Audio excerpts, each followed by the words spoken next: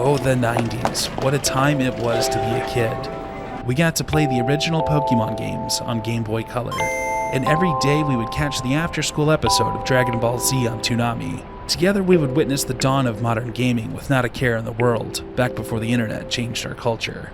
You see, I grew up in a pretty poor family, but I remember my mom still managed to get me a Sony PlayStation 1 for Christmas one year. Unfortunately, we didn't really have the money to buy a whole lot of games. Certainly not money for a memory card either.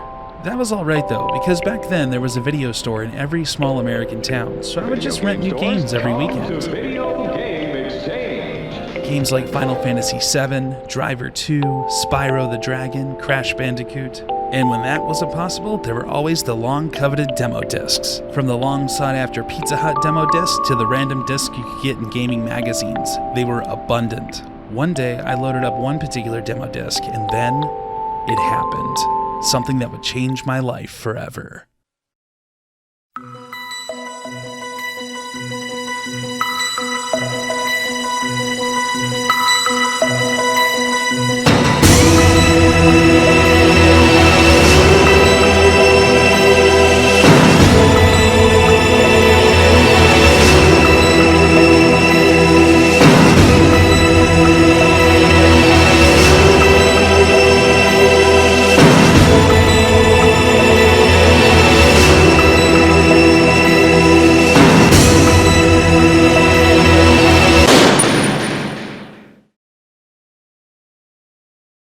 The first experience I ever had with Metal Gear was on the Sony Jam Pack Winter 98 Edition demo disc, and those first two areas of Metal Gear Solid, the submarine dock and the helipad area, will forever be etched into my memory as long as I live. I would play this demo disc over and over again. I had nearly all of the codec calls memorized, as well as the location of every single item. Looking back, I have no idea how many hours I spent hiding behind this box thing, waiting for this particular guard to pass, and even as a young kid, never understanding how it is he can't seem to see Snake.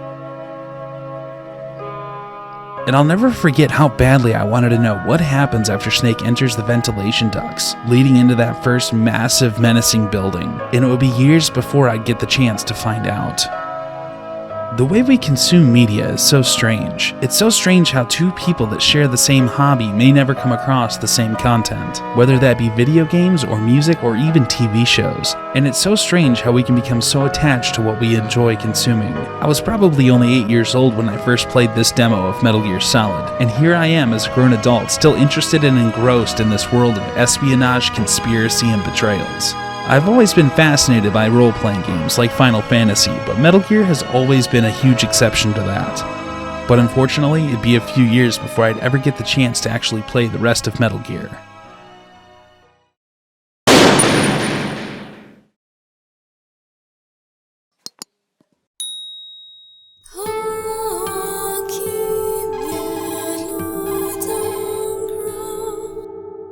Around 1999, my life would take an interesting turn.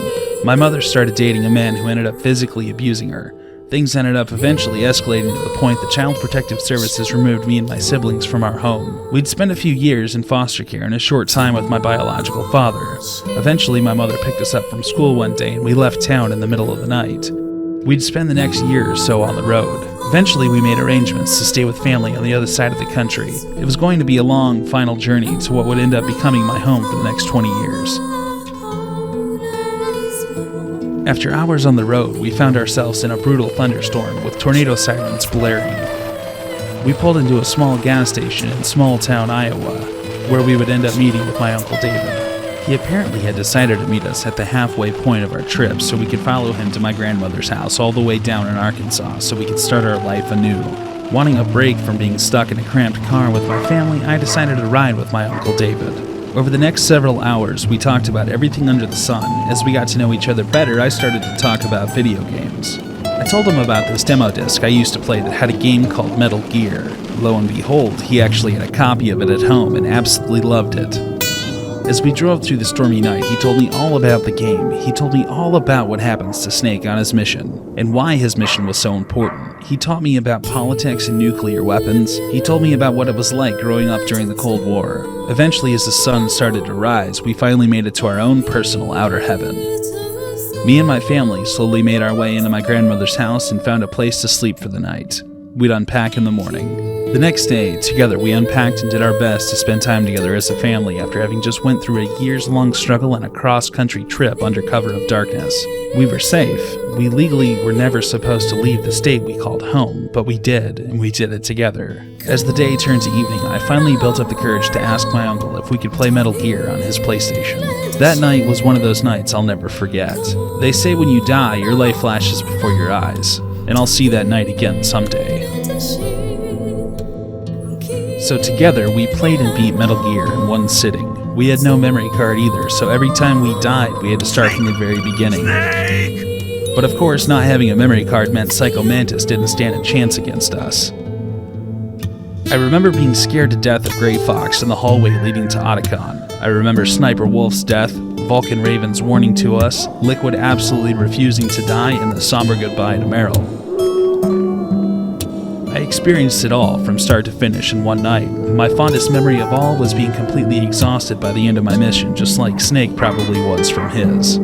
Through the duration of Snake's struggles during his dangerous and lonely mission on Shadow Moses, it was always dark, cold, and wet. But as he exits the tunnel leading from Rex's hangar, as his mission is coming to an end, we see the first and only sunlight of the game. Night has turned to day, darkness turned to light, the cold warmed by the sun. Looking back, I never realized the significance of the fact that as these scenes played out, the sun was rising behind us in real life at the same time it was in the game. The sun was finally rising as my mission of survival, much like Snake's, drew to a close. What is this video all about, you ask? If we make it through this, I'll tell you.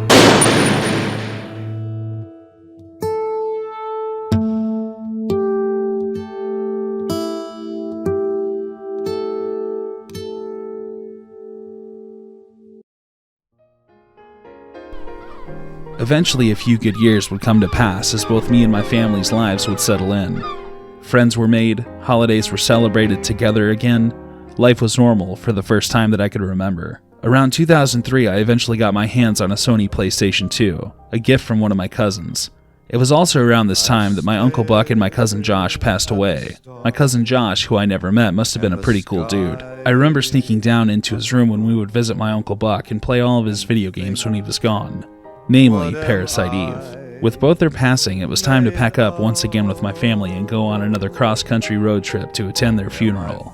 We planned on staying in town for a few weeks to visit everyone, as we hadn't seen anyone in a few years since our big move. Naturally, I brought along my PlayStation 2 to keep myself entertained. As we got closer to our destination, we stopped at a relative's house for a few days. It was then that me and my grandmother would run out to our local Kmart to pick up a few things, and that's when I saw it. Metal Gear Solid 2. I couldn't believe it. I had no idea that there was ever a sequel. But looking back, it was the early 2000s, and the internet wasn't quite as big of a deal as it is now. So it's no surprise I missed the announcement. And my grandmother, bless her heart, seen how excited I was and actually bought it for me on the spot. And later that night, me and my family would pack back up and continue back on the road.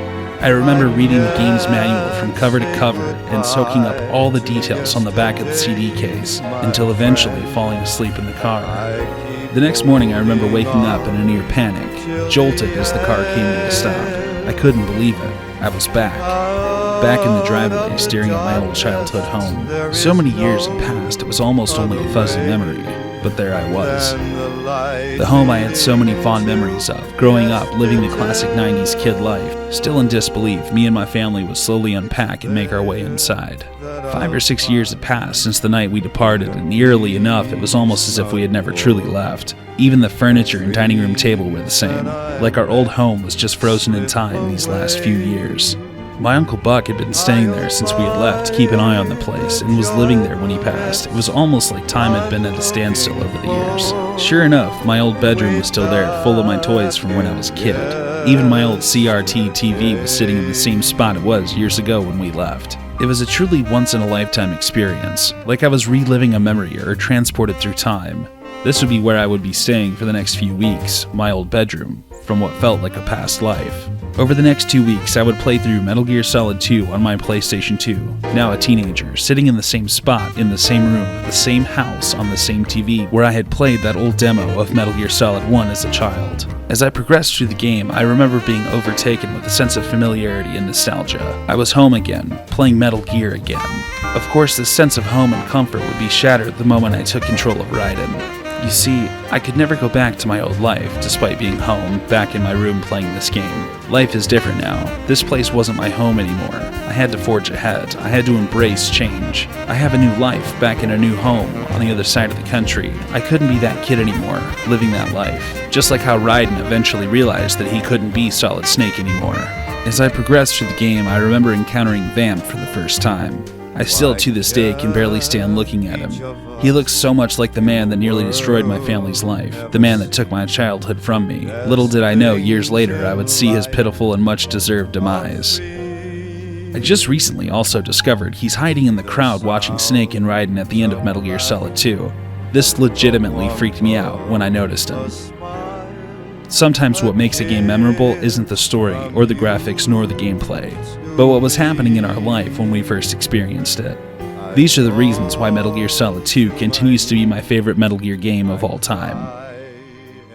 As Snake says at the end of Metal Gear Solid 2, "We need to pass the torch and let our children read our messy and sad history by its light." years would go by before my next adventure with Metal Gear. Not with Solid Snake this time, but with the man, the myth, the legend, Big Boss.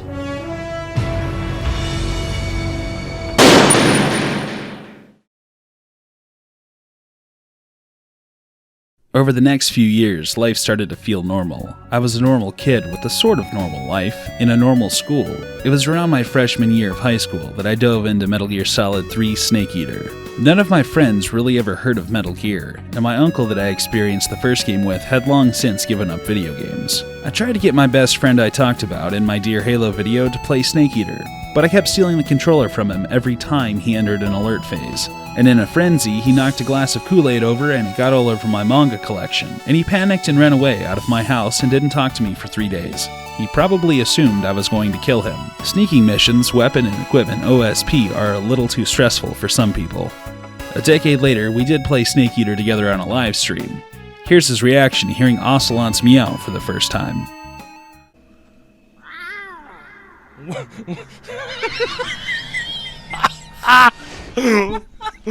What the fuck was that? I forgot that was coming. Crew operatives! I can't. What? What is that stance? His giggling gives him no tactical advantage whatsoever. Honestly though, there's not a whole lot about Snake Eater that I can say that hasn't already been said. But I will say that Snake Eater was a great game that always brings me a sense of comfort to play. It'll always bring back fond memories of a time when life was much simpler. Snake Eater was really the last game in the series I would ever experience, for about 9 years. That sounds familiar, doesn't it? Try to calm down! Calm down! My days of high school would carry on, and as days turned to months and months into years, the day would eventually come for me to pack up and go off to college. My family would return back to my old hometown on the other side of the country, while I would stay behind and move on to campus. For the second time in my life, I'd be leaving behind everything I had ever known to move away to a new town without any friends or any sense of familiarity. And this time, I wouldn't even have any family around. I remember the first semester feeling completely lost and scared. I felt a sense of loneliness I never want to experience again. Luckily though, I still hung out to my old PlayStation 2 after all these years. So now, at university, my nights would be spent bringing the legend back to life. A decade after my first run-in with the legendary Solid Snake, I would relive the entire series all over again, reading into the night about all of the real-world references made in the series. Much like Snake would eventually find an ally in Raiden, I too would eventually find an ally by my side the following semester of college. That would be my friend, the Manga Destroyer, who ended up getting accepted into the same school as me. After my adventure in college came to a close, for one reason or another, I would drop off for a few years from following Metal Gear, or video games in general for that matter. I guess the time just finally came to start focusing on finding a job and starting my life. And for the next several years, I would bid adieu to the legendary Solid Snake.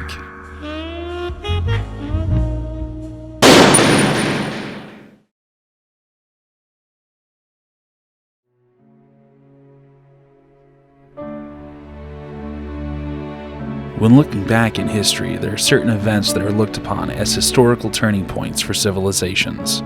The sacking of Rome marks the slow downfall of the Roman Empire. The Battle of Midway marked the turning point in the Battle of the Pacific, and Stalingrad was the beginning of the end of World War II. A handful of years after college, I would experience Metal Gear Solid 5: The Phantom Pain at a crucial turning point in my life. That transition from being a kid into being an adult. I was a few years into a relationship with the love of my life, and I was just starting my career and had a nice place to call home. And wouldn't you know it, I also had the current gen console, and most importantly, I was lucky enough that my girlfriend bought me the game on day one of release.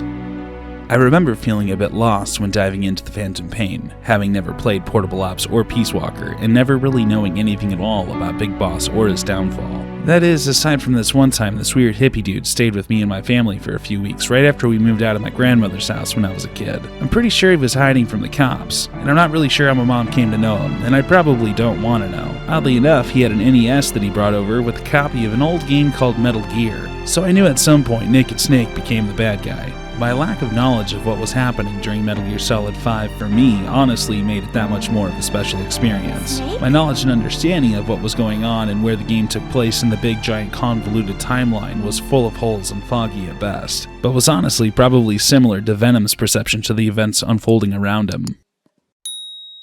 It was around the same time that I ventured into the world of YouTube. I had started a channel primarily focusing on the 90s era of gaming.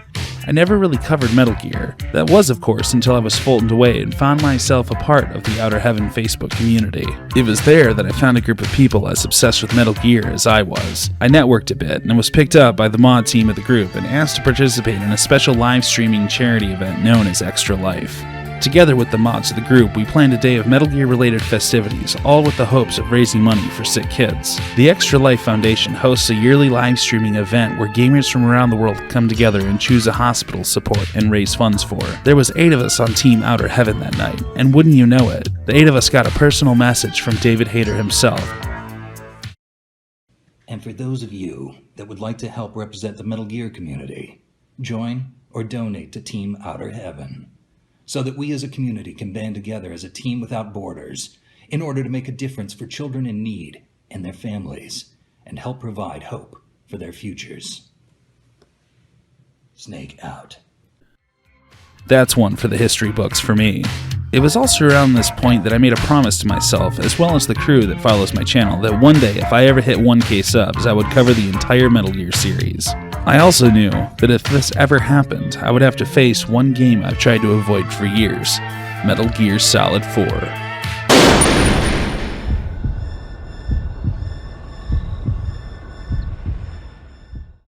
I had known about Metal Gear Solid 4 for years. I never had the chance to play it because it's been locked away on the Sony PlayStation 3. Part of me honestly never really wanted to play. Over the years, I'd caught enough spoilers to have an idea about what I would be getting myself into. I knew that firstly it was the end of the series. I knew Snake wasn't doing well, and I knew I couldn't bear to see him in the shape he was in. He was my childhood hero in a lot of ways. He was the legendary Solid Snake, for Christ's sake. Well, the time finally came. The call to return to Shadow Moses, where the story all started. I started this series as an 8-year-old boy playing on a demo disc on a PlayStation 1 back in 1998. And now, 25 years later as a grown man, I would finally see my old war buddy again for one last hurrah and to put the legend to rest. The nods and callbacks to older games were amazing. Getting to see Shadow Moses Island again on modern hardware was awesome. The flashbacks you could view by tapping X at the right moment were executed beautifully. The nods to insignificant side villains like Dr. Mednar paid such an homage to even the oldest games in the series. With so much nostalgia packed into one game, Metal Gear Solid 4 was a thoughtful and graceful grand finale. There really is nothing quite like it in the gaming world. But I won't lie, it certainly wasn't easy to play through this game. I didn't get to grow up having a father, but I know kids view their parents as invincible, and seeing Snake slowly falling apart was definitely difficult. But I will never be able to describe the emotions I felt when seeing this. There's a point where Snake is completely outgunned by Revolver Ocelot. Snake's gravely wounded and his weapons are useless, and he's trapped on a broken down boat surrounded by PMC forces. Eventually, the boat took enough hits that it caught fire, and everyone that was fighting alongside Snake was assumed dead. He collapses into the slowly sinking boat, holding on to the body of an ally, and is nearly engulfed by the flames. And at this point, wounded, alone, and outgunned, all he can do is scream for help. And he screams out for the closest thing he has to family, Otacon. Snake, unable to fight any longer, out of options and nearly dead, screams out to Otacon for help. The same Otacon that pissed his pants while hiding from Grey Fox.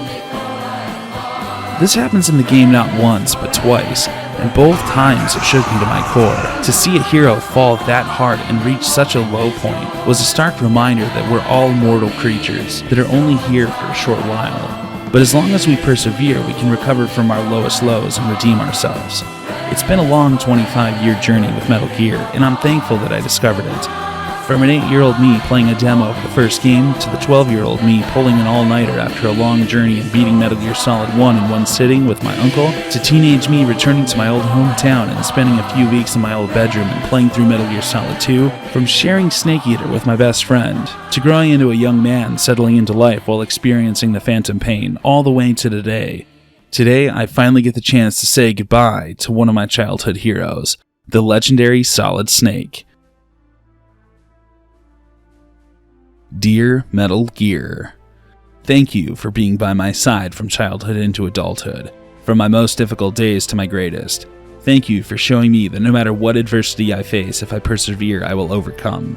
For showing me that heroes don't need to be perfect and that the strong are allowed to be weak sometimes. Thank you for teaching me that doing the right thing sometimes requires you turn your back on those that believe in you. That sometimes doing what's just requires you to break the rules. No hero, no matter how strong, needs a friend to count on. And most importantly, thank you for teaching me that even our greatest enemies deserve our compassion, humility, respect, and grace, even after their defeat. I'm Solid Snake, and you are too. Where we are today, we built it. This story, this legend, it's ours. We can change the world, and with it, the future. Carry that with you wherever you go. Thank you for listening to my story.